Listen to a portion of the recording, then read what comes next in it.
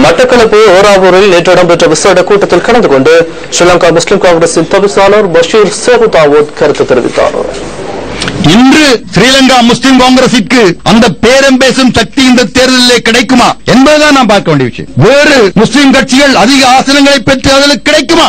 முஸ்லிம்கள் நினைத்திருக்கிறார்கள் புலிகளின் ஆயுதம் மௌனிக்கப்பட்டதன் பின்பு நமக்கு எந்த பிரச்சனையும் இல்லை என்று. முஸ்லிம்கள் உரிமைகள் பற்றி பேச தேவையில்லை என்ற ஒரு எண்ணம் எந்த ஒரு கட்சியும் இவ்வளவு காலமும் எந்த ஒரு தேர்தல் மேடையிலும் ஒரு கருத்தை தானும் தெரிவிக்கவில்லை. எதிர்வருகிற அரசு தமிழ் தேசிய கூட்டமைப்பு தமிழ் மக்களுடைய பேராதரவை பெற்ற தமிழ் மக்களுடைய பிரச்சனையை தீர்த்து வைக்க வேண்டும் என்று ஒற்றைக்காலில் போராடுகிற உலகம் முழுவதிலும் ஆதரவு சக்திகளை கொண்ட ஒரு பெரும் பலத்தோடு இருக்கிற ஒரு கட்சி.